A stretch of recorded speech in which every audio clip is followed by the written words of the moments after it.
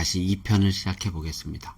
그렇게 실제 만남을 가지고 신랑을 어떻게 생각하는지 집에 가서 오늘 중으로 말해달라고 하니까 아니요, 지금도 말할 수 있습니다 라고 긍정의 답을 하려 하기에 제가 그러지 마세요. 집에 가서 부모님과 상의한 다음에 정말로 확실한 대답을 해주세요 라고 신부를 보냈습니다. 신부를 보내놓고 신랑이랑 이야기를 했는데 저 같으면 이 두 번째 신부를 선택할 것 같다.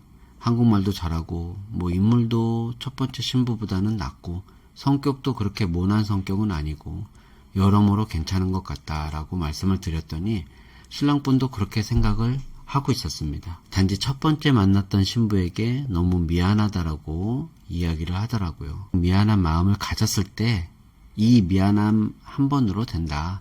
나머지는 우리가 알아서 좋게 마무리하겠다라고 했습니다. 그렇게 이야기를 하고 두 번째 신부로 진행을 하기로 했습니다.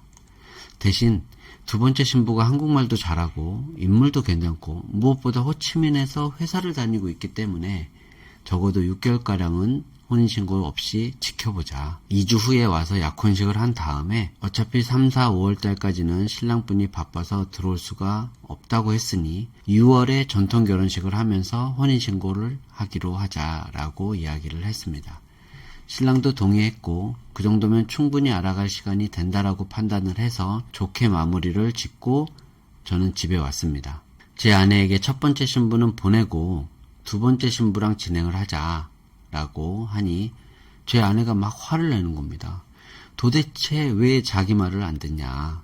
첫 번째 신부가 그렇게 괜찮은데 결혼만 하면 당신도 걱정이 없고 신랑도 걱정이 없고 자기도 걱정이 없고 이렇게 수월하게 진행을 할 수 있는데 왜 굳이 그렇게 위험을 안고 그 거짓말이 입에 밴 신부랑 결혼을 진행하려고 하냐. 그 인물 조금 괜찮은 게 그게 뭐라고 불안한 결혼을 택하냐라고 화를 내더라고요. 제가 신랑이 끌리지가 않는데 어떻게 하라고. 신랑이 두 번째 신부랑 하겠다는데 너가 왜 안 해주는 거야? 라고 했더니 당신은 그래서 회사에 손님이 없는 거야 라고 가슴 아프게 말을 하더라고요. 그게 신랑이 없는 거랑 무슨 상관이 있냐 라고 했더니 신랑한테 인물보다도 착한 신부를 선택하게끔 오빠가 설득을 시켜야지 왜 신랑이 해달라는 대로 다 해주려고 하냐. 그리고 잘못되면 내가 소개한 거니까 내 잘못이야? 라고 계속 화를 내더라고요. 저는 솔직히 너무 답답했습니다.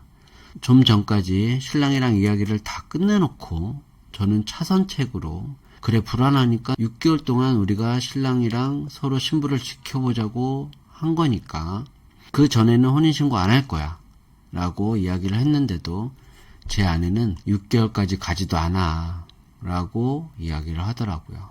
그러면 내일 모레 신부 집에 갈 수 있냐고 한번 신부에게 물어봐라. 신부 집에 가보고 생각해보자.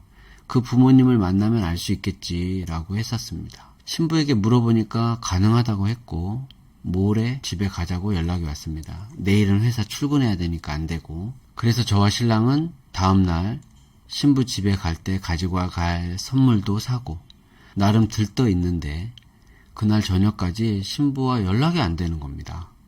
문자로 내일 7시까지 여기 와 라고 우린 준비해 놓겠다 라고 했는데 연락이 없다가 저녁 늦게서야 연락이 됐습니다.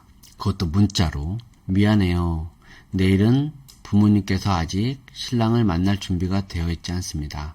저는 신랑과 결혼이 진행되기를 희망합니다. 그에 최선을 다할 겁니다. 단지 아직 부모님을 만날 때는 아니라고 생각됩니다. 라는 문자를 받았습니다. 제 아내가 그 문자를 저에게 보내고 나 이 일 20년 했어. 왜 내 말 안 들어? 내가 안 된다고 했잖아. 나 베트남 사람이고 베트남 여자아이가 무슨 말을 하는지 어떠한 의도를 이야기하는지 그래 100%는 아니지만 장담컨대 90%는 알 수 있어 라고 말을 하더라고요. 저는 그 신부의 문자를 보고 나서야 뒤늦게 알게 되었습니다. 지나고 보니까 의심스러운 게 한두 가지가 아니었던 걸 말이죠. 그걸 제 아내는 다 읽고 있었고 저와 신랑은 그 신부의 인물에 가려서 그가 대답한 거짓말을 하나도 보지 못했던 거였습니다.